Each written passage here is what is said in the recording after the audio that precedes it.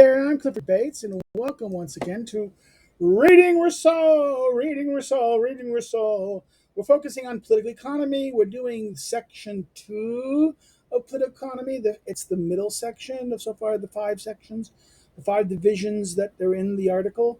We're looking at today page 217, starting in the middle, starting with in the the first starting paragraph is 217 and getting to 224. So which gets that it's going to be a couple pages.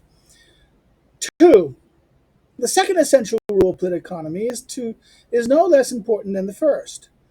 Do you want the general will to be fulfilled? So the second rule is that no less important than the first. Do you want the general will to be fulfilled? Make sure that all the private wills are related to it.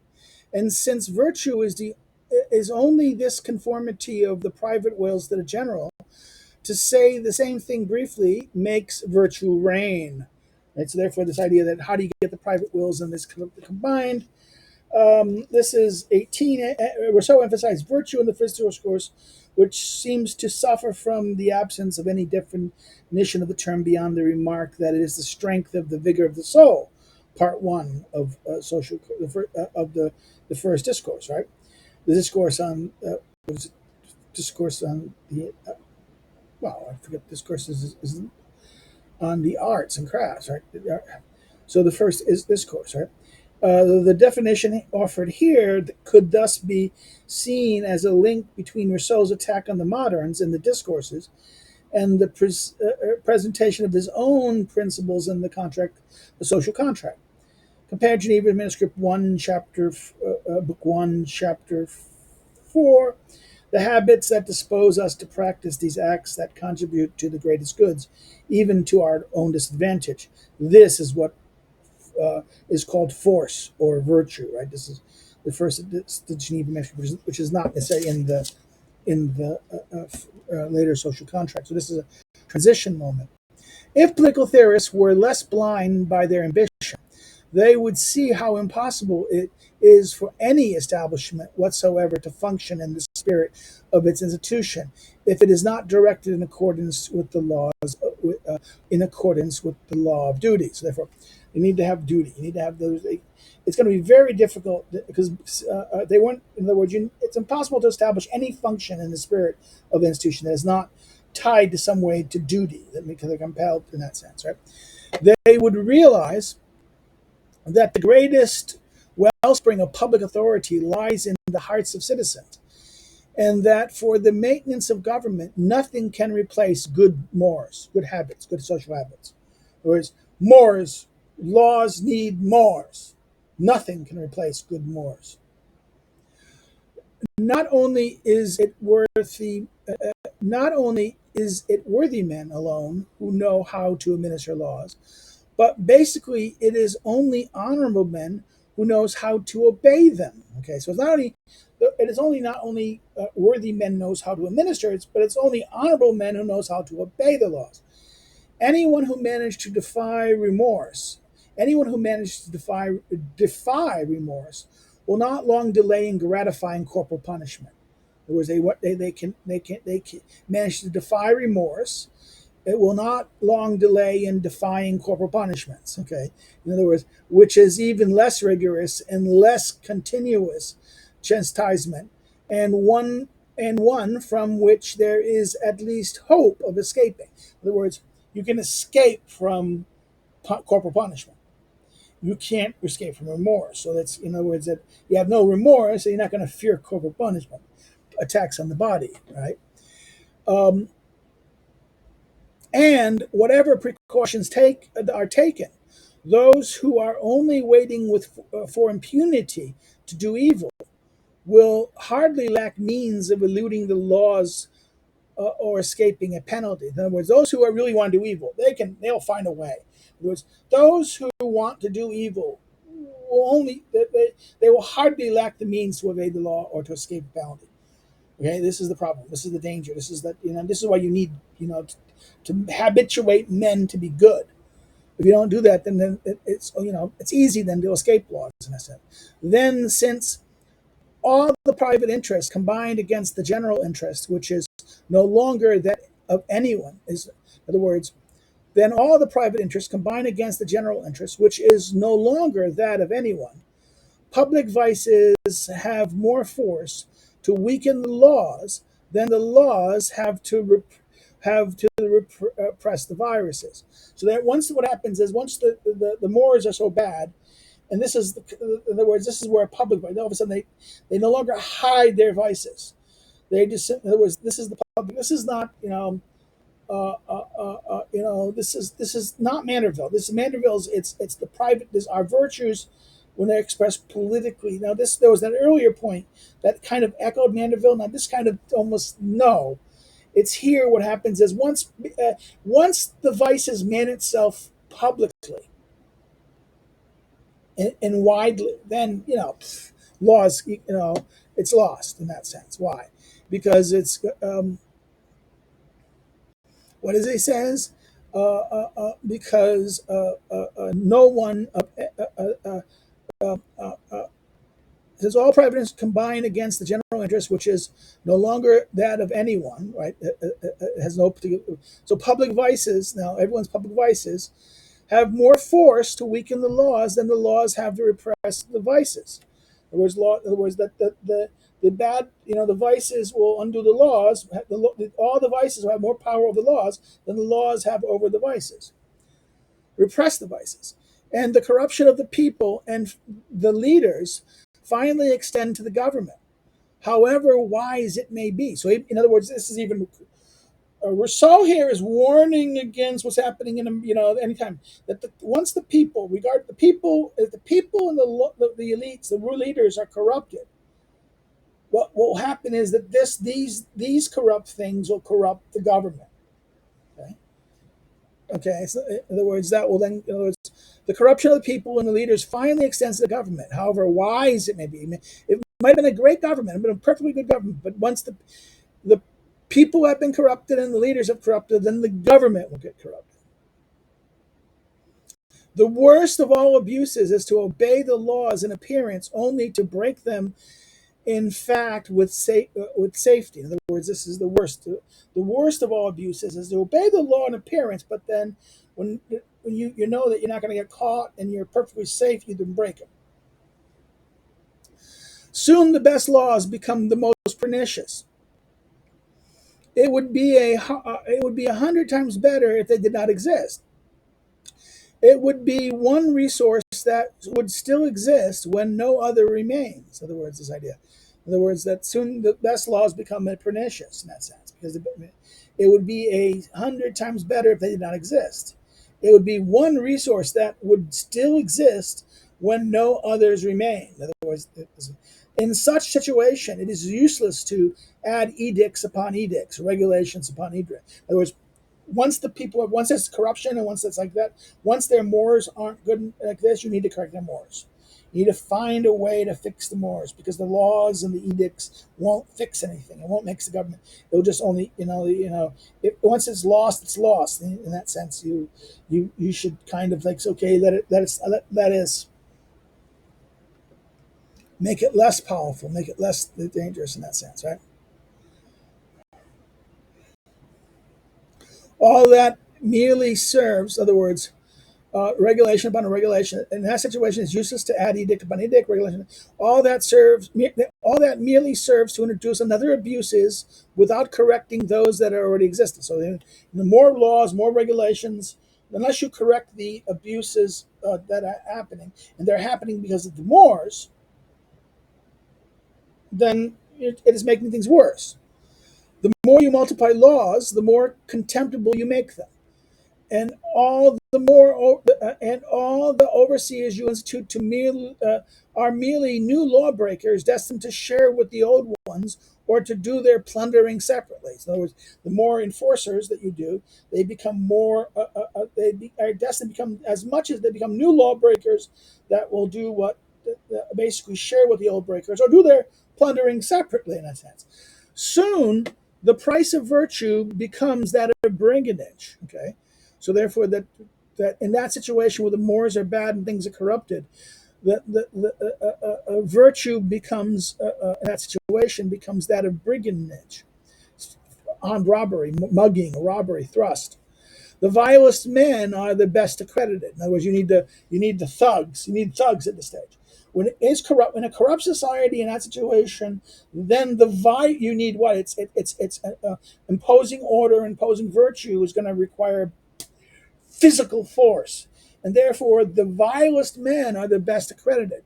The greater they are, the most contemptible they are. So the greater they are, the more contemptible they are.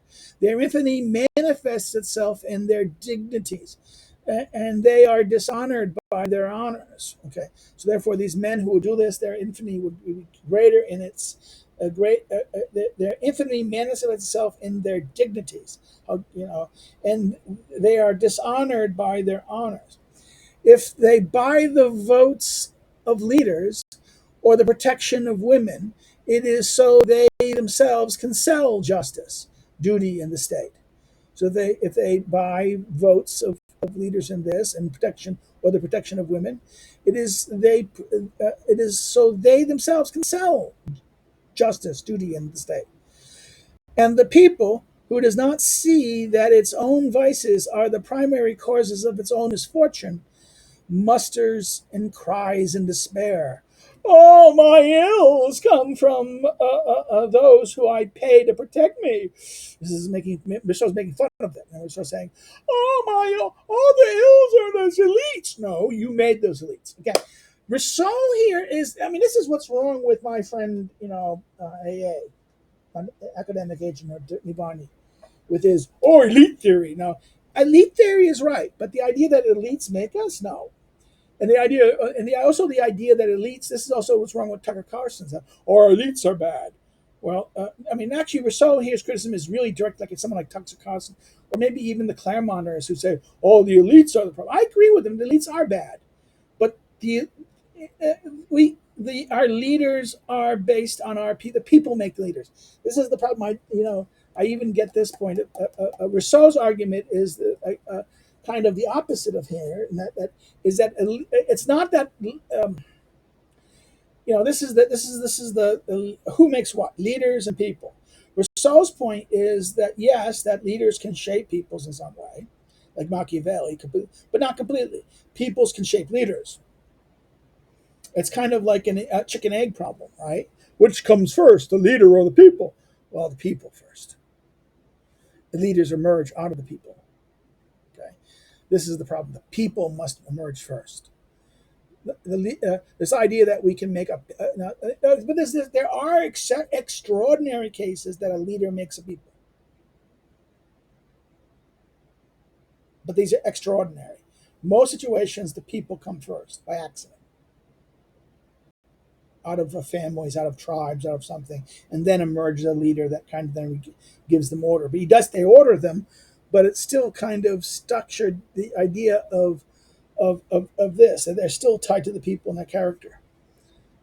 Here, I'm going to be saying that the line here is, and the people who does not see that its own vices are the primary cause of his fortune, muttering, crying despair. All my ills come from those I pay to protect me. Then, in place of the voice of duty that no longer speaks in men's hearts, leaders are forced to substitute the cry of terror or the lure of apparent interest by which they deceive their creatures. So, in other words, terror or interest, utility. So, economics, libertarians, and fascists. In other words, coercion. I can only use force. Force, the stick. Oh, carrot and sticks, right? What are carrots? Carrots are our interests, right? We can lure them with uh, um, apparent interests, carrots and sticks, right? The carrot and stick problem. Carrots are apparent interest, and sticks are what? Terror. Even extreme, not force, but terror in that sense. And remember, the cry of terror is the man in the state. Remember the condition of man in the state of nature, the war against all terror that leads us in Hobbes to want to desire to create society. So that returns us to this weird world of this, that the apparent interest in which they deceive their creatures. Then there must be recourse to all the small, despicable tricks they call maxims of state and cabinet secrets. In other words, they must have recourses all to all the small, desperate tricks they call maxims of state. This is the arcana, the old arcana, the tricks and techniques of state rule. This is This is one side of Machiavelli, right? Or this is one side of the Machiavellian tradition that Rousseau doesn't think is the case, right? But this is the reason of states, maxims of state, raison de states, and the cabinet, secrets, princes of this. All the vigor that remains in the government is used by its members to ruin and replace each other, while business matters remain neglected or are taken up only as personal interest demands and according to its directions. In other words, what's going to happen is instead of politics becomes what? Reason of saying me getting in control.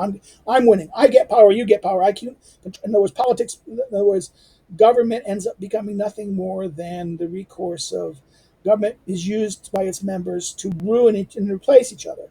I destroy you to get power. I want to take your position over. Right. This is off. It becomes kind of this office seeking and office where we're getting and getting and keeping power. Right. And then what else he says, and business is the real businessman, the good, the public good, the real business, the public good is neglected or only taken up when the personal private interests of the actors are connected, are either demand it or is according to its direction. In other words, that of my interest. In other words, the direction my interests are direct. These things are in kind of um, not collaboration, but this is a term we use in economics. Um, uh, Not causation, correlation. There's a correlation. There's a correlation between the what is the general, the real public interest and my interest in that sense, right? Finally, the whole skill of these great politicians is so to hypnotize those who help they need, that each person believes that he is working for his own interests while working for theirs. In other words, this idea deception. We deceive you.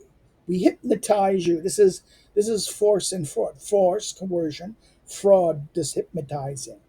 This hypnotizing, this arcane thing is force and fraud. So therefore, I'm hypnotizing you by making you believe this is your interest, but it's my interest, and you do this, right? Yet you believe that they're working for their interest, but working for theirs. I say there, I say there, if indeed it is in fact the true interest of the leader to annihilate the people in order to subject it, and to ruin their own good in order to secure possession of them.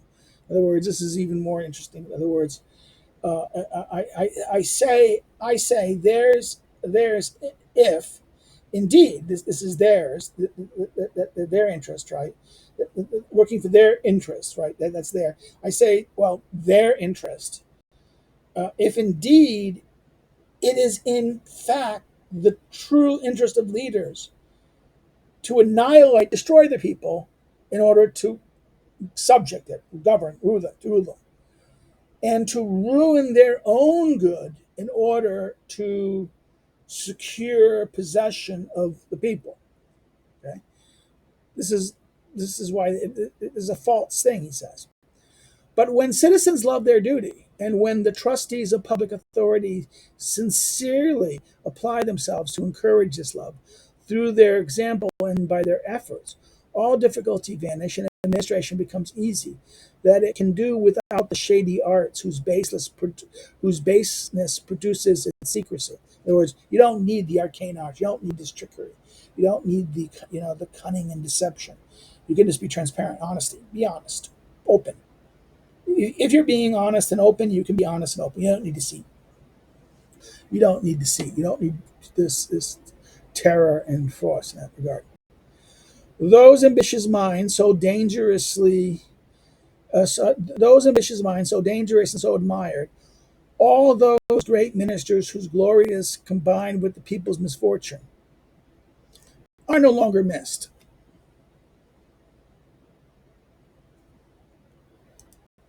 Oh, I had a sneeze there. Sorry about that. They're no longer missed. There was these secretive, aspiring guys, these ministers, whose always glory is confined with misfortune of the people. They're no longer missed. Public good mores replace the genius of leaders.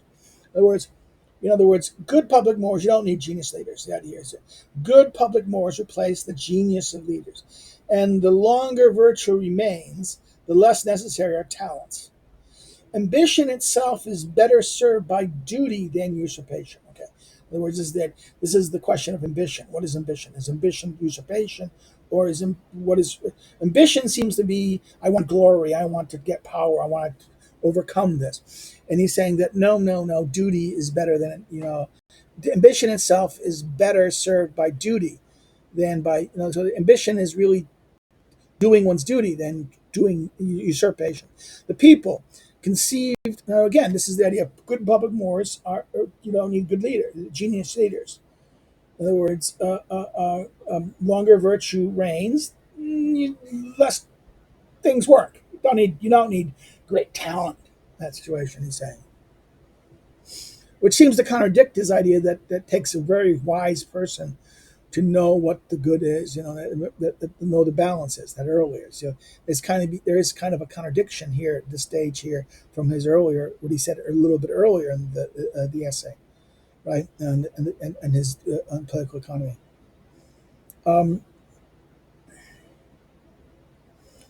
The people conceive that its leaders work only for their happiness, spares them by its deference from working to strengthen their power, and then spares them by its deference from working to strengthen their power.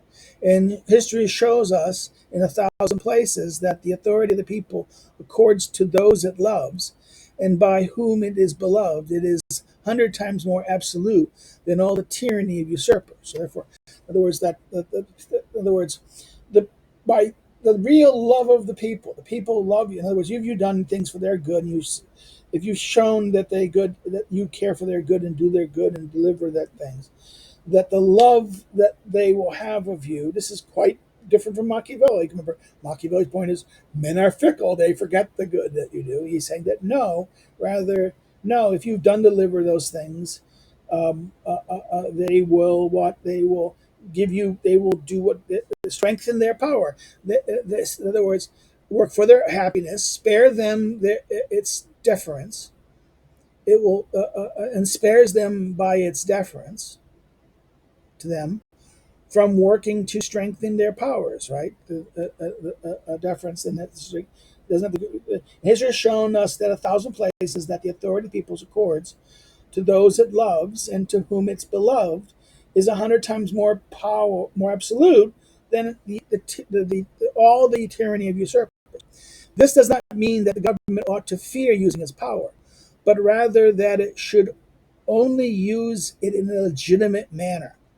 In other words, you don't use power, but only use it in a legitimate manner. History provides 1,000 examples of ambitious and pusillanimous, small-souled leaders who have been lost through softness and pride, but none of someone who fared badly because he was only equitable. In other words, you have lots of people who are ambitious. Thousands of examples of ambitious or small-souled leaders who have lost through softness or pride, not using the necessary force, or their pride wouldn't allow them to go to the people and rely on the people. But none of someone who has fared badly because he only was equitable. In other words, he did what is right and who did his things like this and behaved this. But negligence should not be confused with moderation, nor gentleness with weakness. To be just, it is necessary to be severe, tolerating wickedness that one has the right and the power to repress its being wicked, oneself, being wicked. So tolerating wickedness that one has the right and the power to repress is being wicked oneself. So therefore, you're not tolerating wickedness that one has the right to. So that one you tolerate wickedness, so you have the right to, and the power to repress is a form of wickedness. So therefore, it's better. So he's saying that negligence should not be confused with moderation, right? Nor should gentleness and weak with weakness. In other words, to be just, it is necessary to be severe in that sense. But at the same time, it's but tolerating wickedness so that one has the right to make it. This is not, this is as being wicked in that sense. Look at note 19. Here he says at this point, the edition of 782 adds the quotation from St. Augustine's letter in Latin from Augustine's letters 54. Augustus, just as sometimes pity can punish, so cruelty can pardon. Right? Cruel people can pardon. Right? It is not enough to say to citizens, "Be good." So it's not enough to say, "Citizens, be good." They must be taught to be so, and the example itself, which is the first lesson in this regard, is not the only means that must be used. So in other words, it's not just to say good, be good. In other words, the laws, it's not simply just to have laws to say be good or rules. They must be taught to be so. An example, and example itself, which is the first lesson in this regard, is not the only means. So example, in other words, those examples of people being good, is not the only means that must be used. Patriotism is the most effective. For as I have already said, every man is virtuous when his private will conforms on all matters with the general will, and we willingly want what is wanted by the people we love. So patriotism, what is patriotism? Love of country, love of our public country, love of our country, love of our patriotism. Patriotism is we love our fellow citizens. We love our country and our fellow citizens. And we want to do what is good for the public good. So therefore this is a reinforcement, not only example, but also this love of one country, of one's fellow citizens. This is what's necessary. This is patriotism. This is civic friendship, the civic love of each other. It seems that the sentiment of humanity evaporates and weakens as it is extended over the whole world, and that we can't be moved by calamities in Tartar or Japan as we are those of a European people. In other words, this is the same thing Adam Smith will say. This is what's meant. Oh, yeah, disaster over there doesn't affect them. No, our local disaster right in front of us is going to be more impact on us than a really big disaster far away, right?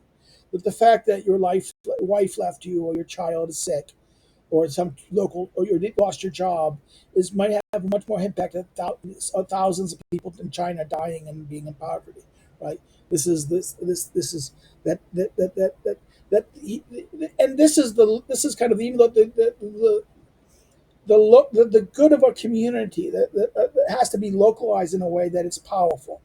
Patriotism can only be that it's tied to something that is localized, right? Interest and commiseration must be in some way confined and compressed to be activated. So this is why you have to have, in other words, this is why there can't be, I mean, this is the kind of, this here, because the logic he starts here becomes the undermining of the larger idea of a human society. The human society is too big. It's not strong enough to make our love of each other. Or the love of a family is stronger than that. The love of our lover and our love of our family is going to be stronger than the love of humanity. So that the civic love has to be is this mediate stage that produces. Aristotle even argued this is the Aristotelian mesos, is that this is these things like nation and for him Aristotle was nation and tribe, tribe, nation, or empire. The cosmos is too large. Humanity, this koinonia of all human beings. No, that's too weak. It's not strong enough. It's not this balance of sufficient. It's too big. It can't deliver on being able to satisfy the human need, and that the polis is too small to do this. It needs something more, and the village is still too small. And therefore, it's the polis, the political community, becomes that perfect mean, that perfect condition, that koinonia that perfects itself as a koinonia. This is why autokos, right? The sufficiency. It is sufficiently. It suffices us to be fully human. The other ones, the higher the more the most intense family household, the parent, parent, husband, wife, parent, child, that is insufficient. The all of humanity, the koinonia of all humanity is not enough for Aristotle. Here, he's saying the same thing a little bit here in a sense. Again, interest in commensuration must in some way be confined and compressed to be activated. Now, since this inclination in us can only be useful to those whom we have to live, it is good. It is good that the feeling of humanity concentrated among its fellow citizens gain fresh force through the habits of seeing one another, and through the common interest that unites them. Oh my God, this is Rousseau here is basically giving a very Aristotelian answer in that sense. This is the weird aspect of Rousseau here. This is almost the perfect definition of Aristotle. Things like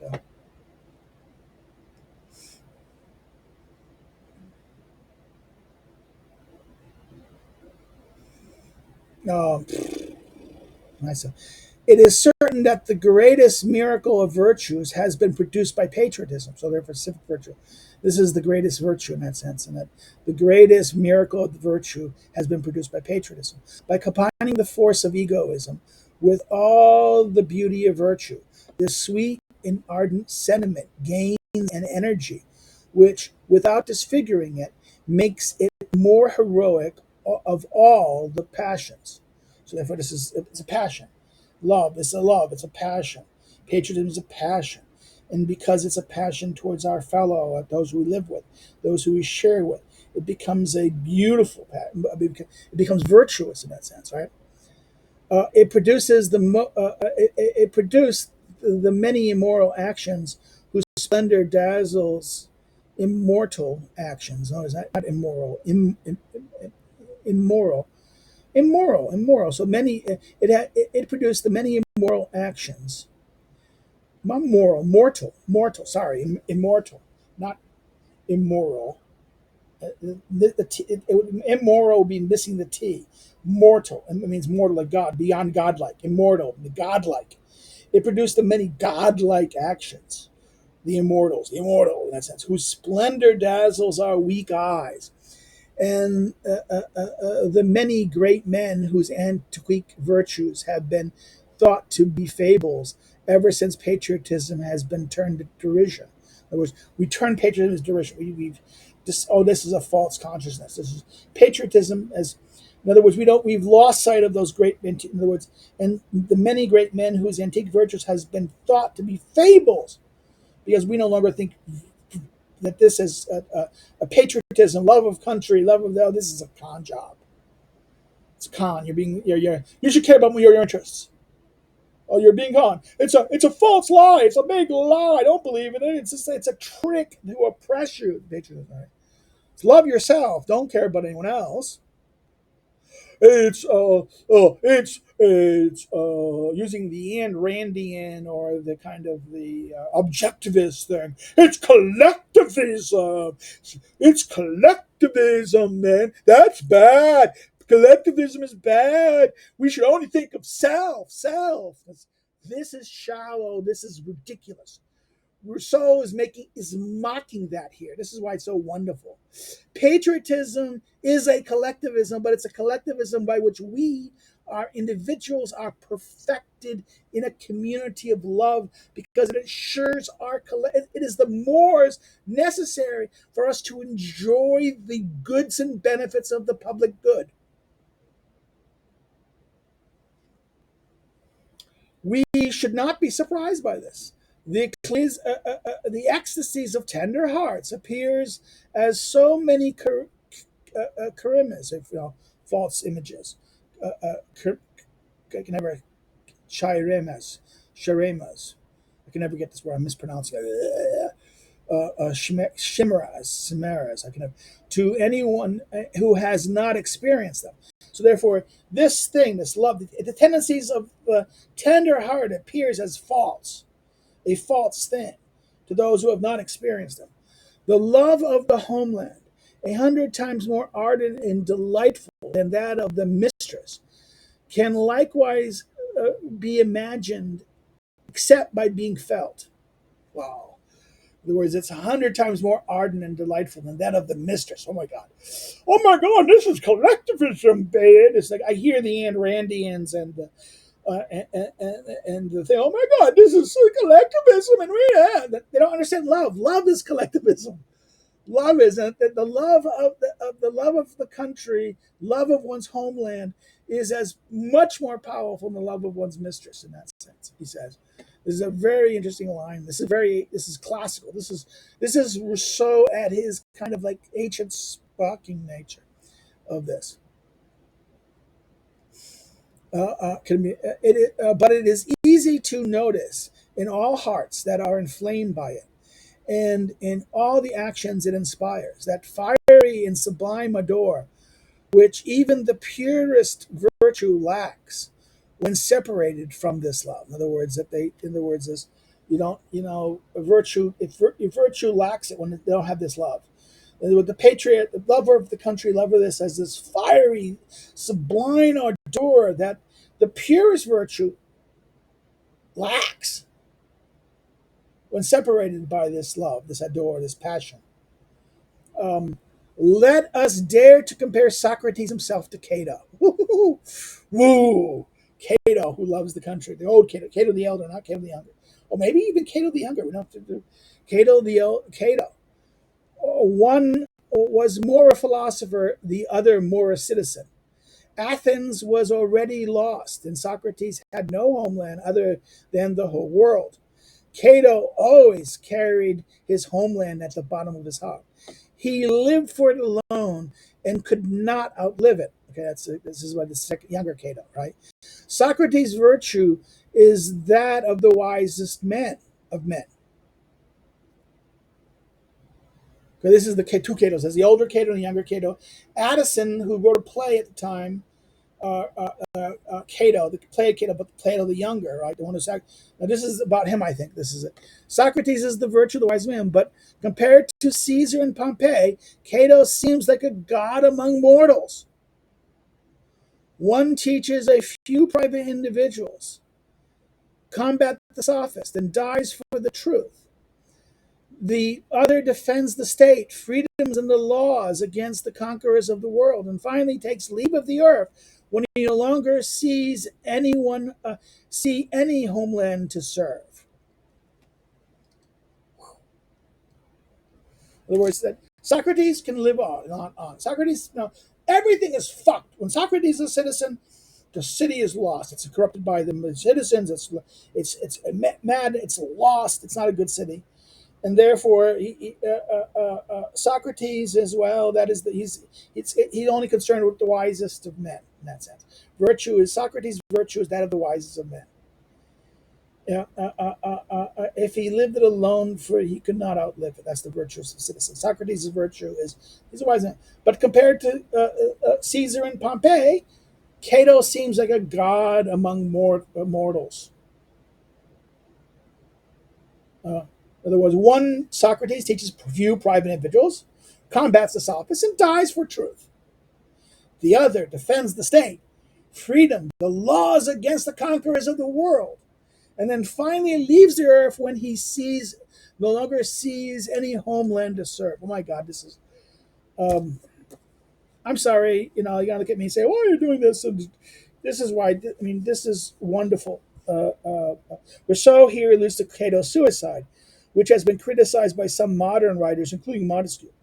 The comparison between Socrates and Cato, developed in this paragraph, was apparently of considerable importance to Rousseau, as shown by some recent publication manuscripts in which he compares the two.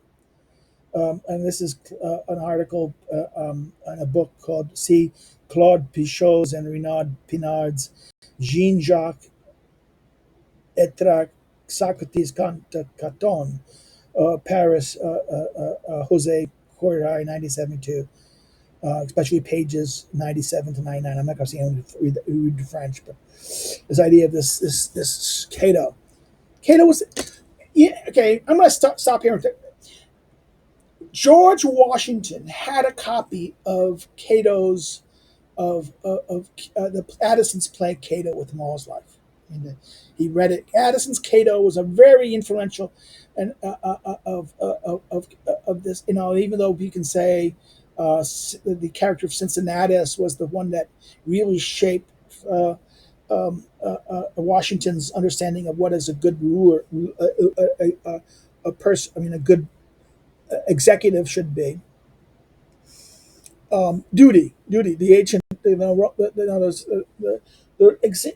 most of the founding fathers who took things looked to the Romans. Plutarch's Lives, the best of Romans, the best of Greeks, the best, and that Socrates is Socrates may be a great guy, but there's this line here, this wonderful line here. One teaches a few private individuals, combats the sophists, and dies for truth.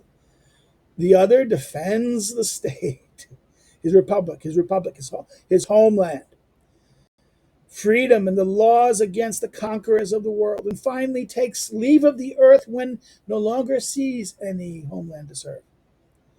A worthy student of Socrates would be the most virtuous of his contemporaries. A worthy emulator of Cato would be the greatest. Woo! Cato wins. And that's my old mentor, Mel Bradford, really told me this. Mel was always saying, Socrates is okay, but Socrates is not to be emulated. Socrates is a bad citizen. Cato. And I said, okay, Cato's Letters on Agriculture, but also younger Cato too. Both Catos. The older the Cato sense now, of course. Cicero, Plutarch kind of criticized him in old age. He marries too young of a girl, but the Cato the younger is also emulated. Now we don't like him. Modern writers don't like Cato because he's against. He's seen to be defending the Senate and his oligarchic interests against that. In other words, the modern view of Cato the younger and the senators against and Caesar being more noble. Because it's popular. This is the modern egalitarian lie, misreading of this, the idea of Caesar. The idea of Caesar as a defender of this, Well, no, he was a breaker of the Republic. He was a destroyer of the Republic. And yet, yes, he did these things. This is a case where his interest and the people's interest kind of correlated, and he used them to get power and to get control. It wasn't that he cared for the people. He wanted to control. He wanted power. And this is why he is a tyrant in the classical sense against, oh no, but this is post-constitutional. This is a whole argument in political thought. This is why this is powerful. This is, even here, this is a powerful little thing. Let's continue. The worthy student of Socrates would be the most virtuous of his contemporaries. The worthy emulator of Cato would be the greatest, right? The former's own virtue would constitute his happiness. In other words, the former's own virtue, Socrates' own virtue, would constitute his happiness. The latter would seek his happiness and that of all the others, of everyone's happiness. My happiness, but the happiness would be in order to make sure everyone is happy. We would be thought of one, but ruled by the other. We would be thought by one, taught. Not thought, taught. We would be taught by one, but ruled by the other. And the one alone would determine our preferences. And that alone would determine our preference. So we taught by that he would only care for his own happiness, right? That the former own's virtue would constitute his happiness. The latter would seek his happiness and all the others. We would be taught by one, but ruled by the other.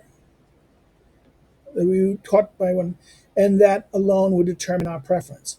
For a people of wise men has never been formed, but it is impossible to make but it is not impossible to make a people. In other words, we can't make people wise. You can't make everyone wise. In other words, for a people of wise men has never been formed. You never get that. But it is not impossible to make people happy. Now, this is Rousseau. Oh, Manichi in his this discussion of the last man in Zarathustra. Oh, your goal is happiness. You're the last man, baby. No, this is not. The happiness here is that the love of the homeland, and the utility and good happiness is eudaimonia, understood as the fulfillment of ourselves as human beings in the world, in a community, living together, living well, living beautifully, living fully human lives. That's the classical way. This is how we do it, right? Do we want people to be virtuous? Let us then start by making them love their homeland. If you want to make people good, first thing you do is make them love their. This is the problem. Modern where we want to teach people good, but we don't teach them to love their home. No, we don't teach them to be good citizens. Oh, no, be good human beings instead. No, you're never going to be good. Rousseau's point is, sorry, Charlie, if you don't make them lovers of their homeland, then they'll never be good. They'll never be good. If you don't make them first good citizens, then you will not. And by making them love their homeland and love their fellow citizens, then they will not be good human beings. But how are they to love it if the homeland is nothing more for them than that of foreigners, and accords them only what it cannot refuse to anyone? Okay, if it's in other words, this is the liberal. This is the modern radical liberal position he's criticizing. Oh, only thing it is exchange of goods and services, and goods and services trading, and that government shouldn't do anything. It should make morals. No. Utility, shared interests, and as long as that's all private people doing their shared interests, and government should just be kind of a arbitrator of those things. And patriotism, that's just nonsense. Oh, everyone's a single individual and by themselves, and anything more than that is collectivism, and collectivism is always bad. Always bad. Collectivism bad. Individualism good. Right? This is the mockery. I want to make a mockery of the Ayn Randians in a sense. Ayn Rand.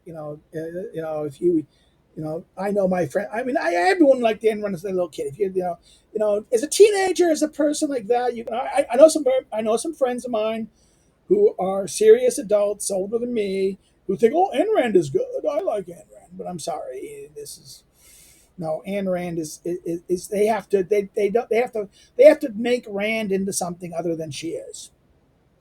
They have to beautify Rand and turn her into Aristotle to make Ayn Rand more than what this Nietzschean nihilist that she ultimately is, in this sense.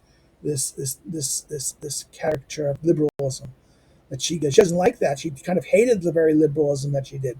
But the view of the world that she does now, at her death, the dollar sign, the sign of the dollar, and the whole story of the sex lives of her worshippers, or Brandon, the whole story of that whole, the more you read into Rand, the more you say, oh God, it's pathetic, I'm sorry to rant there, but when I see this line about what he's attacking, he wants to make us understand that this is something that we need to understand. Virtuous as this, that we cannot, in other words, if this world is, how can I love their homeland if nothing is more for them than foreigners, strangers, nothing in common, nothing we share, and accords them only what cannot be refused to anyone. Now, the minute the human right, okay, I give you in other words, the fact that you're here, in other words, that point. The problem would be still worse if they did not even enjoy civil safety there, and if their goods, life, and freedoms were at the discretion of powerful men, without its being either possible or permitted for them to dare invoke the laws. This is this condition. This is our modern world of our major cities.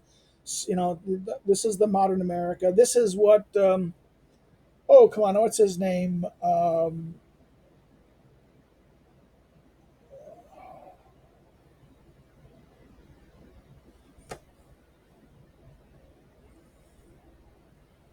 I'm blanking his name. I know it too. He was a friend of my friend, my mentor Bradford. Okay, I had to check. Sam Francis, anarcho tyranny. That what is this? The problem would be still worse if they did not enjoy civil safety there, and if their goods, their lives, and freedoms were at the discretion of powerful people, without even being possible permitted for them to dare to invoke the laws. You couldn't. They were avoid the laws. Then subjected, then subjected to the duties of civil state without even enjoying the rights of the state of nature.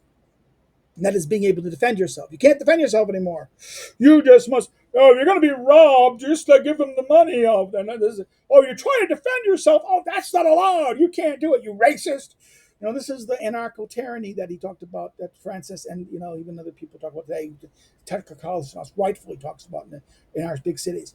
Oh man, you defend yourself in the state of nature. You have the right to defend yourself, right?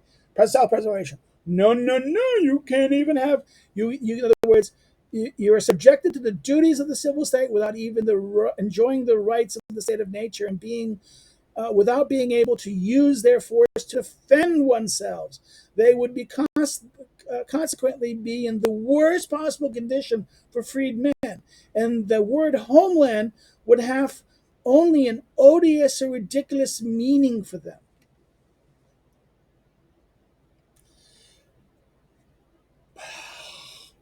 Hey, Michael Anton, Rousseau.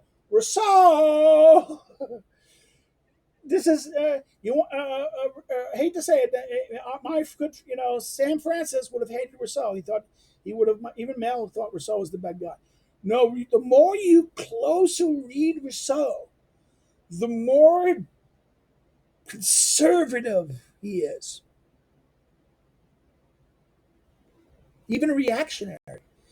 He right here spells out the very meaning of Arco, the tyranny of what's going on here.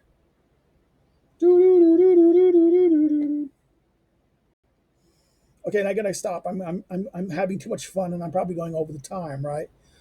So that's odious. It is not credible that an arm can be harmed or cut off without pain being transmitted to the head.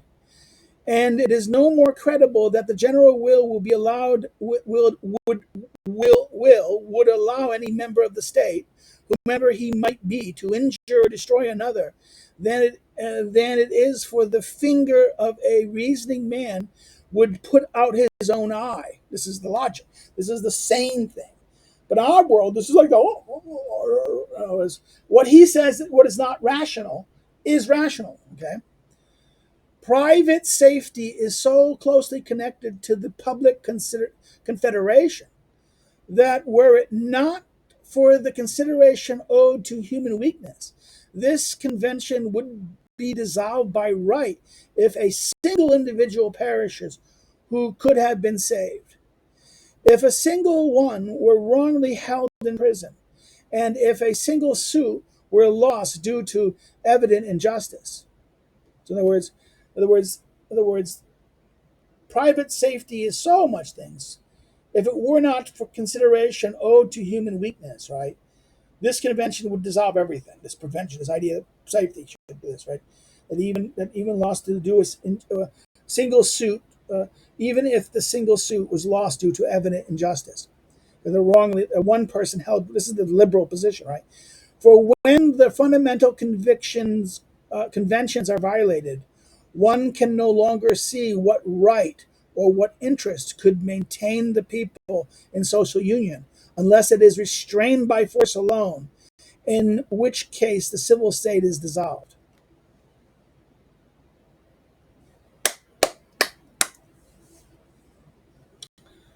Indeed, isn't the body of one nation under the engagement to provide for the preservation of the humblest of its members, with such which as much care as for all the others? In other words, isn't the body of the nation engaged to provide the preservation of even the humblest members with such care as provided for the other? And and is the safety of citizens any less common cause than that of the whole state? If anyone tells us it is good that a single man should perish for all, I shall admire this adage from the lips. In other words, if someone tells us that it is good that a single man should perish for all, I shall admire this adage from the lips of a worthy man and virtuous patriot who consecrates himself willingly out of duty to die for the safety of his country. Patrick Hale. I regret that I only have one life to live for my country. I've sacrificed myself. I did it. This person says my life is, in other words, this is the person who says that it's important that one person's life should be sacrificed for the sake of everyone. Well, it's this adage should be only coming from, if it's not coming from the lips of the person who is sacrificing, but rather someone saying this that someone else has to sacrifice. That is hypocrisy. This is only managed when this is that they're willing to die for it. But if this means that the government is allowed to sacrifice an innocent man for the safety of the multitude, I hold this maxim to be one of the most execrable, more of the most execrable than tyranny ever imagined. The most false that might be proposed, the most dangerous that might be accepted, and the most directly opposed to the fundamental laws of society. Again, this is that line. This is where Rousseau kind of sounds like a liberal. He sounds like a liberal here. Like, how dare you? How can you do this? 19. This is, sorry, this is 19. At this point, the edition of 1782 adds a quotation. No. Sorry, this is not 19. This is 21. Sorry. So much for the charge that Rousseau was a totalitarian. Right? This destroys a totalitarian plan.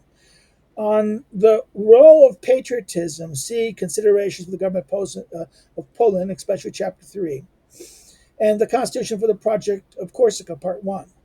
These two works are very useful to compare to political economy, since they provide concrete incidents of Rousseau's application of his thoughts to what we call today public policy. Right.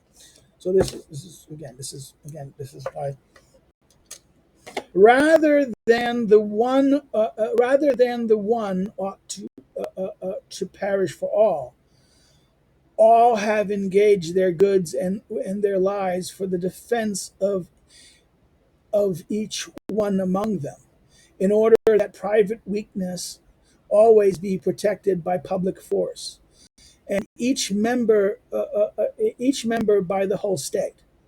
Rather than one ought to perish for all engaged, all have engaged their goods and their lives for the defense of each one among them, in order that their private weakness be protected by public force. That my individual weakness is protected by public force. This is the scene of the big bully beating little kid. In other words, okay, then beat the bully up, defend the kid. This is the idea. Why? This is that and the whole society, everyone, all the boys will get together and beat the crap out of the bully. Why? Because this is what the state. The state is this. The state is all of us, all the citizens, and their power together to protect the weakest of us against the abuse of the one who wishes to abuse it and harm it. The strong against the weak. Okay, to protect the rights and of this thing. And once that is done, and then it's lost. Protect by public force each member of the whole state. After conjuring the subtraction of one individual after another from the people, urge the partisans of this maxim to explain more clearly what they mean by the body of the state. And you will see that they finally reduce it to a small number of men who are not the people but officers of the people, and who, having obligated themselves by a personal oath to perish for it safely, claim to prove thereby that it is the people who ought to perish for theirs. In other words, the people who's going to, in other words, the people are supposed to, the people take oaths to defend. Leaders are there. People who take leading instead of I'm defending you.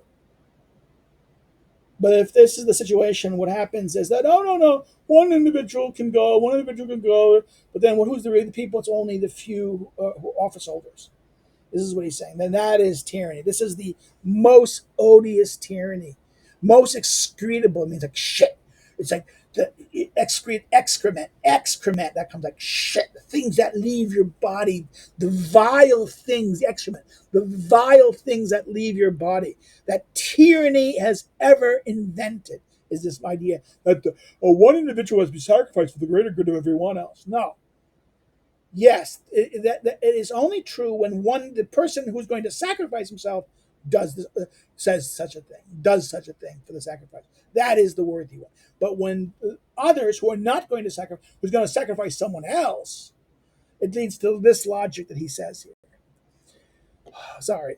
Do you want to find examples of the protection of the state that do you want to find examples of the protection that the state owes to its members? And of respected oaths to their persons. These must be sought only in the most illustrious and courageous nations on the earth.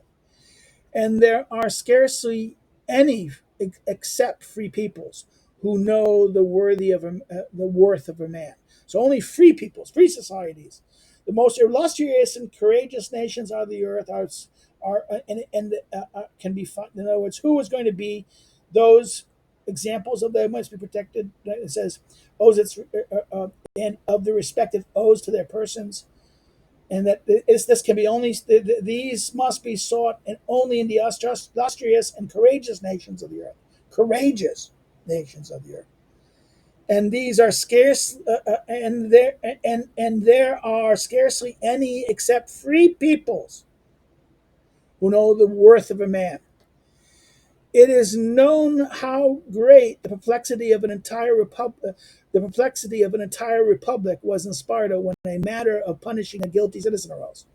In Macedonia, the life of a man was held to be so important that even in all his greatness, Alexander, that powerful monarch, who would not dare to, in other words, who monarch would not have dared to put a criminal Macedonian to death in cold blood unless the accused had appeared to defend himself before his fellow citizens and has been condemned by them. But the Romans stood out above all the peoples of the earth for their deference of the government towards the private individuals, and for the scrupulous attention to the inviolable rights of all the members of the state. Nothing was as sacred as the life of the simple citizen. Wow. In other words, nothing was a citizen. No less than the assembly of the entire people was necessary to condemn one of them. Neither the Senate neither the Senate itself nor the councils in all their majesty had the right to do this. And among the world's most powerful people, the crime and punishment of a citizen was a public desolation. It was the crime and punishment of a citizen was a public desolation. It also appeared so brutal to shed blood for any crime whatsoever that by the law, Pasha, the death penalty was commuted to exile for those who would want to outlive the loss of such a sweet homeland. So the law of Portia, right? They could, you didn't want to die, you just leave exile. You could want to outlive the loss of such a sweet homeland. In Rome, and in the armies, everything betokened that the love of the citizens for one another, and that respect for the name of Roman, which aroused courage and animated the virtue of anyone who had the honor to bear it.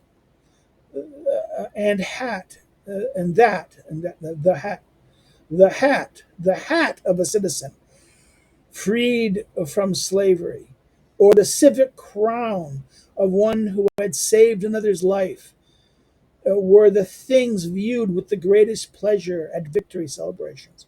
So the hat of a citizen, the status of a citizen from slavery, or freed from slavery. or the civic crown of one who saved another's life. This is the greatest pleasure at victory celebrations. It is notable that of the crowns used in war to honor noble actions, only the civic crown and that of the victors were made of grass and leaves. All the others were merely gold. So let's go like this. Remember, the leaves of glass, he says that it's noticeable that of the crowns used in war and to honor the noble actions, only the civic crown and that of the victors were made of grass and leaves. All the others were merely gold. In other words, grass. Thus was the virtuous Rome. Thus was Rome's virtuous, and became the mistress of the world. Ambitious leaders, a shepherd governs his dogs and his flocks. Yet he is the humblest of men. Cincinnatus, right? If it is noble to command, it is when those who obey us can do us honor. In other words, if those who command, those who obey us can do us, they honor us. Therefore, respect your fellow citizens, and you will make yourselves respectable. Respect freedom, and your powers will be increased daily. Never exceed your rights, and they will be limitless. Again, this is a very powerful metaphor here. The Roman, this idea of this. Sorry, I interrupted. I'm repeating myself because we had to check for a second because I had a phone call. But again, this ending of him here about the Roman example is just powerful in that sense. Let the homeland then be the common mother of the citizens. Let the advantages of they enjoy in their country endear it to them. Let the government have a large enough share of the public administration to them so that they feel at home. And let the laws be in their sight only guarantees of the common freedom. So therefore, in other words, okay, what is this? It's let the homeland be the common mother of the citizens. Let the advantages they enjoy in their country endear them to it. Let the government leave a large enough share of the administration to them, so that the public administration to them, that they can feel at home. The people participate in it, right? And let the laws be in their sight only the guarantees of their common freedom. These rights, nobles as they are, belong to all men. But without appearing to attack them directly, the bad will of leaders easily reduce their effect to zero. So therefore, these are effective, but without appearing to attack them directly, the bad will of leaders reduce these effects to zeros. Law that is abused serves the powerful simultaneously as an offensive weapon and a shield against the weak, and as a shield against the weak. And the pretext of the public good is always the most dangerous scourge of the people. In other words, they're doing it for the public good. Okay, but therefore breaking the law, what is it? The law that is abused serves the powerful simultaneously as an offensive weapon against the weak, but then it's also a shield so that the weak can't attack you, right? From the weak, against the weak. And the pretext of the public good is always the kind of like the thing that they will use to justify this worst thing they can do, right? What is most necessary and perhaps most difficult in the government is rigorous integrity in providing justice for all, and especially protecting the poor against the tyrannies of the rich. So in other words, it's the idea that in the justice for all, but especially protecting the poor against the rich, the power of the rich. The greatest harm is done. The greatest harm is already done when there are poor men to protect and rich ones to restrain. The greatest harm has already been done when you have the poor men to protect and rich ones to restrain.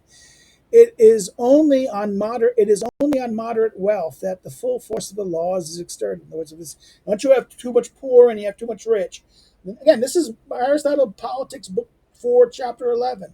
That if you need moderate, you can't have excessive wealth, excessive luxury. This is bad because it leads the poor sense of poverty, means that there's too many people that have to be protected against the powerful who abuse them, and the people with too much power will abuse them against the others. Um, it is only on moderate wealth that the full force of the law is exerted. Laws are equally powerless against the treasures of the rich and against the indi- indigences of the poor. In other words, uh, the first erodes them and the second escapes them. One breaks the net, the other slips through it. In other words, okay, this is where the moderate wealth is where the law is enforced.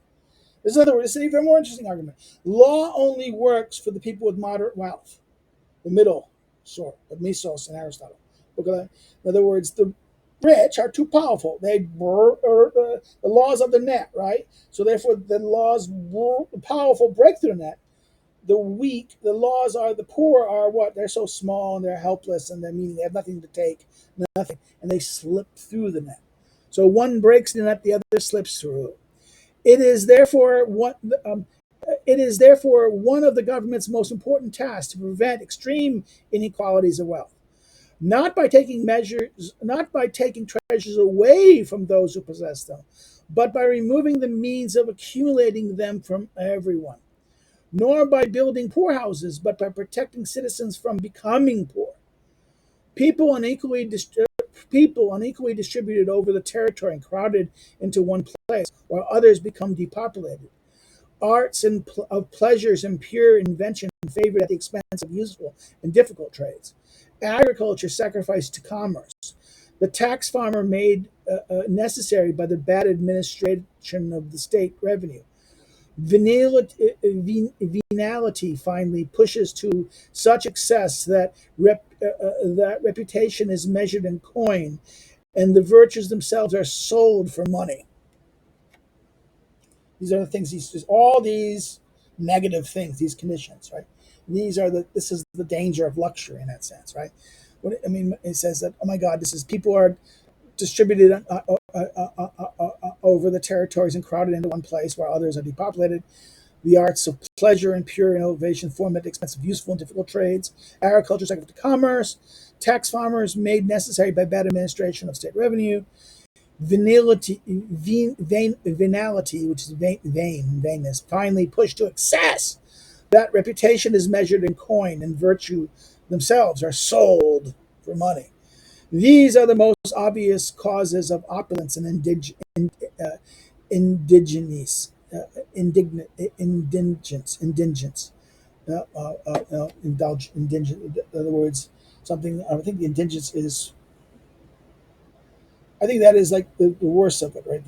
It's made indignant, and something opulence and horrible, right? Of the substitution of the private interest for the public interest, of the mutual hate of the citizen, of the indifference of the common cause, of corruption of the people, and of the weakness of all the mechanisms of government. Such are consequentially the evils that are hard to cure once they make themselves felt, but which a wise administration should prevent in order to maintain, along with the good mores, respect for the laws, patriotism, and a vigorous general will. In other words, you need to prevent this stuff. You need to prevent these evils. And how you do this is prevent excessive wealth. These are the things you need to avoid. These are the things you need to avoid. Because why? These will produce what? The weakenings of the mechanism. They will lead to what? They will substitute the private and public interest of mutual hate of the citizens. They hate each other. They don't like each other. They don't love each other anymore. Of the weakness of all the mechanisms of the government. That's it. This is the evils that are hard to cure once they make themselves felt. But a wise administration should prevent in order to maintain, along with good mores, respect for laws and patriotism and vigorous general will. By all these precautions, but all these precautions will be insufficient without going still further.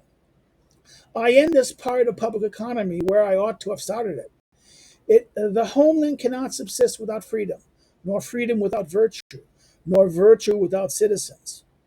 So therefore, the public economy works. The homeland cannot exist without freedom, and freedom cannot happen without virtue, and no virtue cannot have with citizens. You will have all these if you train citizens. Without doing so, you will have only wicked slaves, beginning with the leaders of the state. Now, training citizens is not accomplished in a day, and to have them as men, they must be taught as children.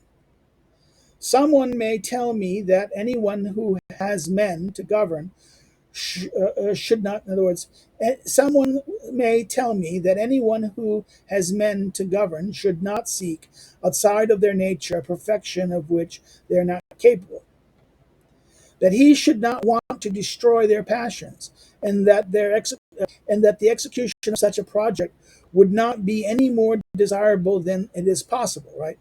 I will agree the more strongly with all of this because a man who had no passion would certainly be a very bad citizen. But it must also be agreed that although men cannot be taught to love nothing, it is not impossible to teach them to love one thing. It is not impossible to teach them to love one thing rather than another, and what is more beautiful rather than what is deformed. What is deformed? In other words, beauty. You can love them. You can train people to love the beautiful, to love the good, and love the things. Right? You can. In other words, it's agreed that men cannot be taught to love nothing. It must be agreed that although men cannot be taught to love nothing, it is not impossible to teach them to love one thing rather than another. Right? And what is truly beautiful, what is deformed. If, for example, they are trained early enough never to consider that their persons except in related to the bodies of the state, never to consider their persons except as related to the body of the state, and not to perceive their own existence, so to speak, except as part of the state's, they will eventually become to identify themselves in some way with the larger whole. In other words, this idea of the larger whole, they feel part of something. And there's they themselves are not, they cannot be separated from this. They cannot be there. They cannot be this by an isolated piece. They are always part of a community. They're part of a family. They're part of something. This is just tie. They will eventually come to identify themselves in some with this larger whole, to feel themselves to be members of the homeland, to love it with the delicate sentiment that any isolated man feels for himself, to elevate their soul perpetually towards this great object, and therefore to transform a sublime virtue, transform into, and thereby to transform into a sublime virtue, this dangerous predisposition from which all our vices arise. In other words, power, our vices, wealth, and things like this. In other words, they make this citizen make our, what is it, to transform into a sublime virtue, this dangerous disposition of what the love of oneself more than anything else, not to love anything else. Okay, this love of something, this passion. Let's say, and this sublime virtue, dangerous disposition from all our vices arise. Not only does philosophy demonstrate the possibilities of these directions, but history provides 1,000 stunning examples. If they are so rare among us, it is because no one cares whether there are any citizens, and still less does anyone think of doing something early enough to form them. In other words, we don't care about citizens. We don't want citizens. We want private people. We want this. This is the liberal idea. We don't want citizens. We want workers or this thing. We don't want, and we don't, and since we don't want, and since no one thinks of doing anything early enough to form them, right? It is too late to change our natural inclinations when they have become entrenched. The habit has been combined with egoism. So, in other words, it's too late to change our natural inclinations when they have become entrenched. And habit has been combined with egoism. It is too late to draw out of ourselves once the human self concentrated in our hearts has acquired that contemptible activity that absorbs all virtue and constitutes the life of petty souls. In other words, if all of a sudden our only thing we care about is our pleasure and ourself, and not something higher than us, something that is more than us, then it's that we don't want citizens. We don't want to be part of something. We don't want this.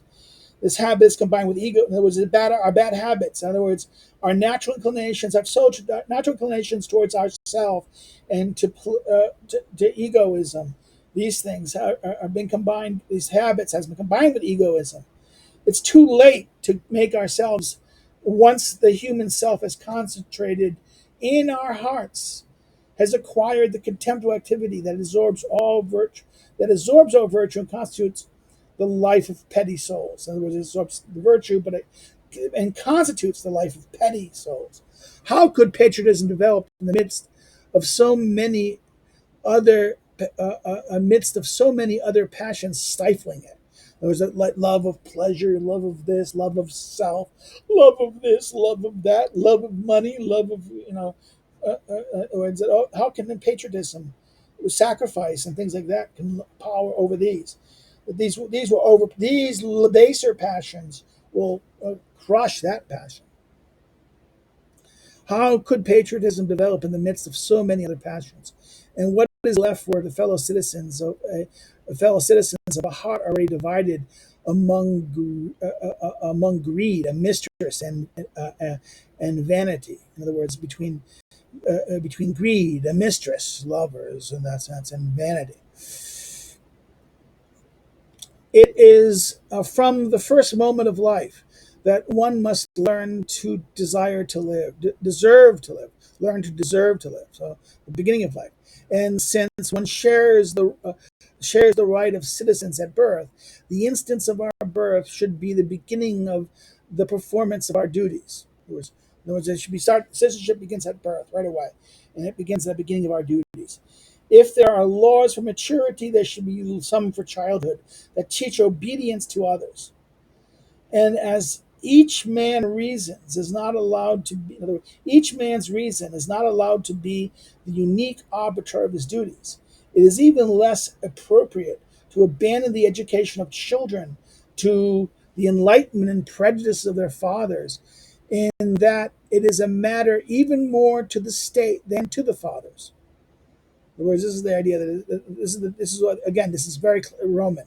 This is very Roman. This is very ancient. The city educates, not private families, not this.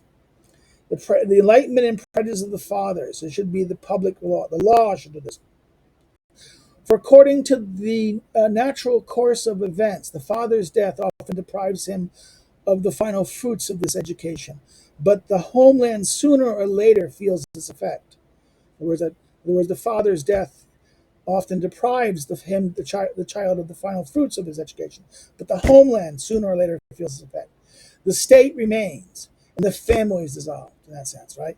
If the public authority, by assuming the father's place and taking the charge of this important function, acquires their rights by fulfilling their duties, the father will have all the less cause for complaint, because in this regard they are actually only changing name, and will have in other words, and will have in common under the name citizen the same authority over their children that they exercise separately under the name of fathers.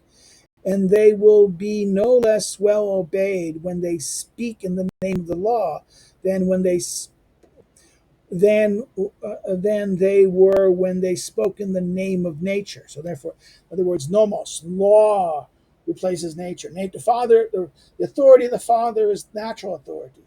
Now, as they become citizens, they add to natural authority legal authority. And they act, in other words, it is no longer that the law supports them in that sense, right?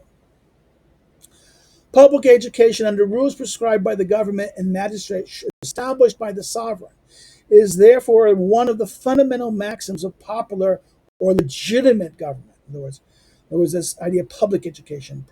This is what? Public education, common education of citizens. If children are raised in common in the midst of equality, if they are imbued with the laws of the state and the maxims of the general will, if they are taught to respect them above all things, if they are sounded by examples and objects that constantly remind them of the tender mothers who nourish them, her love for them, the inestimable benefits they receive from her, and what they owe in return, There can be no doubt that they will learn from this to love one another as brothers, never to want anything except what the society wants, to subordinate the actions of men and citizens for the sterile, empty babble of sophists, and one day to become defenders and fathers of the homeland, whose children they will have been for so long. Okay, so there's movement here, right? They will never to want anything except the society wants. To substitute the actions of men and citizens, they would never want to substitute the action of men and citizens for the sterile, empty babble of sophists. Okay, the intellectuals in that sense, and that they will one day become the defenders and fathers of the homeland, whose children they will have long been for so long. I shall not discuss the magistrates destined to preside over this education, which is certainly the state's most important business. It is apparent that if such marks of public confidence were lightly accorded, if this sublime function were not, for those who had worthily fulfilled all the others, the rewards of their labors, the honor and sweet repose of old age, and the highest of all honors, the whole undertaking would be useless and education unsuccessful. Okay. Modern education. Rousseau is condemning professional modern higher education in the West. Because why? We take these young people, we train to education schools. He's saying take people who have been good citizens, sacrificed. People, that's why veterans, I would say. This is why Mr. Robert Heinlein in Stormship Trooper was not all wrong. That only, but I think he's been misunderstood. I mean that only those who volunteer and serve they've sacrificed, therefore they're citizens. Those who sacrifice prove they've embraced their citizenship. And if you're not going to sacrifice, then you don't deserve citizenship. You don't deserve what is citizenship? It's not rights, enjoyment of rights. Citizen is one who shares in rule, as the ancients understood this. So therefore, if you're going to be a leader, those who are ruling, you need to sacrifice. You need to eat last. You need to ensure the public good and all this stuff. Like this is why this is a very powerful point he's saying. And this is a condemnation of modern education. Modern education teaches us ideological morons modern educators are mostly these ideological morons who care about social justice and, oh my God, embracing the individual. No, patriotism, citizenship, loyalty. And this is not going to be done by a bunch of recent college graduates. No, I would even say that we should take the veterans, and only veterans should be allowed to be teachers. Only veterans. If you've not been a veteran, you cannot be an educator. And our education should emphasize not empowerment, it's obedience to law, patriotism, love of country, uh, uh, the necessary skills of being able to balance, know math, that they can do what, that they can, not to teach them a obscure trade. Yes, they give them trades and skills, but to give them the skills they need to be good at services, not to make them intellectuals. Okay, at first you make them good citizens. First, we make them good. You teach them good habits, healthy habits, strength. What are we going to say? You're so big one to talk, huh? Well, no, but this is the problem. This is the failure of liberalism. Liberalism destroys the necessary conditions of citizenship, and this is why Rousseau is attacking liberalism. This is why Rousseau is a very conservative critique. This is why Rousseau here is offering a very powerful critique against the liberal mind. This is not a defense of the bourgeois or defense of this progressivism as Rousseau's this democratic socialist type who believes in participatory democracy. Bullshit. Read it. For everywhere that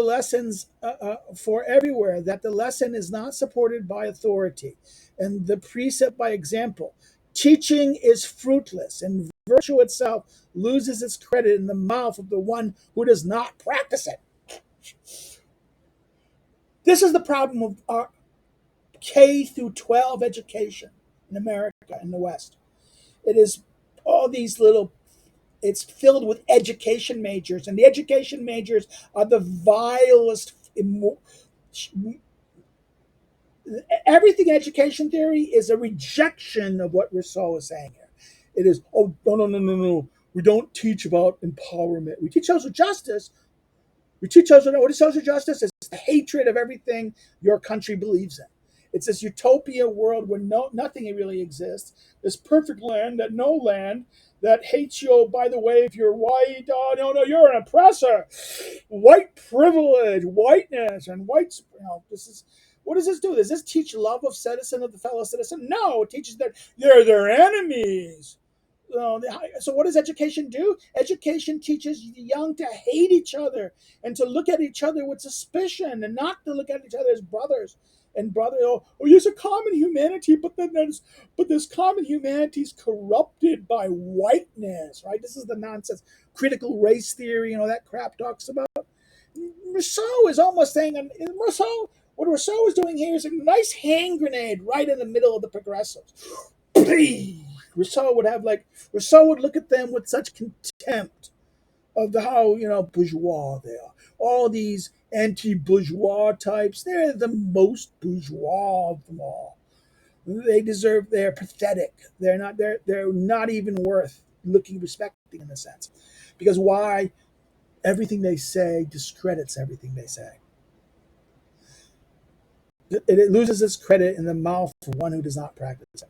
But when illustrious warriors, bent on the weight of their laurels, preach courage, when upright magistrates, grown gray with dignity at the tribunals, teach justice, all of them will train their virtuous successors and will transmit from age to age to the generations that follow the experience and talents of leaders, the courage and the virtue of citizens, and the emulation to all living and dying for their homeland. Again, I got two more paragraphs. I'm just crying. This is a love letter in that sense. Rousseau is writing a love letter in that sense of the citizen, the citizen, the citizen. Oh, but this is collectivism. This is that I'm going to make fun of. There's a couple of people I know among the right wing or libertarian right. There's the guy at Rockford College, against postmodernism, and he tries. But I saw his picture recently, and he has this picture seen without Burton and Russell. Russell is not. Russell is kind of an anti-Rousseau. He is kind of the intellectual, a sophist, a Voltaire. A Voltaire is the most horrible thing. He's an intellectual who despises patriotism, right? Patriotism is the last refuge of the scoundrel, right? Is that Johnson? Same thing. This is the contempt of what is going on here. Patriotism is not the last refuge of the scoundrel in that sense. Patriotism, yes, the scoundrel does this. Yes, tries it, but he's not a true patriot. He's a false patriot. I only know three peoples who in the former times practiced public education, namely the Cretians, the Lacedaemonians, the ancient Persians. Among all three, it was a great success and produced marvels among the latter two.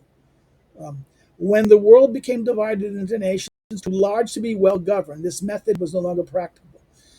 And no other reasons than the reader can easily see have also prevented it being tried by any modern people because too big. You go from Gemeinschaft to Gesellschaft, from community to society, between communities that we know each other and we live together like this moderate, to these large scale societies that we don't know each other and we're all alienated. This is the point. This is why you can't do this. You can't do education that way. It is a remarkable thing that the Romans could do without it. It is a remarkable thing that the Romans could do without it. But Rome was for 500 years a continual miracle that the world cannot hope to see again. So Rome's expansion.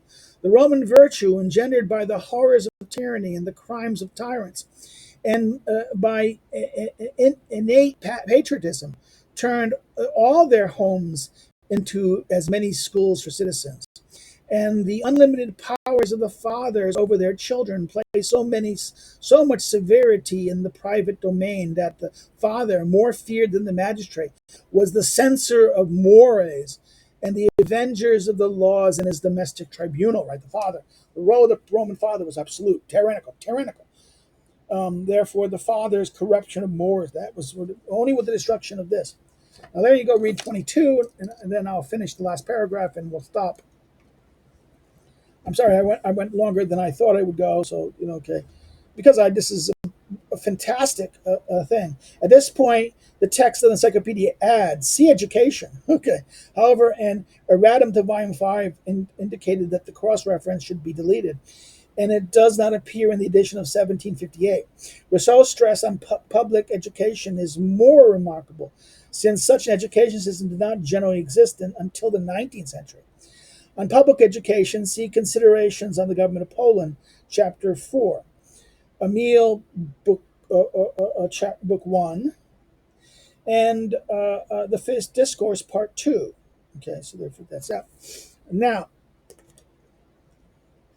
in this way, the attentive and well-intentioned government ceaselessly careful to maintain and revive patriotism among the people, prevents from afar the evils that sooner or later result from the indifference of citizens concerning the fate of the republic, and confines within the narrow limits that personal interest, which so isolates private individual that the state is weakened by their power, and one cannot hope to gain anything from their goodwill. In other words, this is the danger. In other words, you need to prevent these things. You need to prevent what?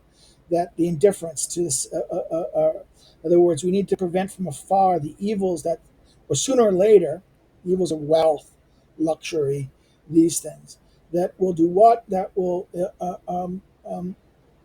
indifference concerning the fate of the republic. They don't care anymore. They don't care about the republic in that sense, and therefore confined within the narrow interest of their personal interest. So which so isolates private individuals that the state is even more weakened by their power, private people's power, the wealthy and the powerful, and cannot hope to gain anything from their goodwill. That says the goodwill. The people can't get anything from this. The goodwill we weaken by their power, the power of that their private interest and everything. Therefore, they can't get anything from their goodwill. Wherever the people loves the country, respects the laws, and lives simply, little else remains to do to make it happy.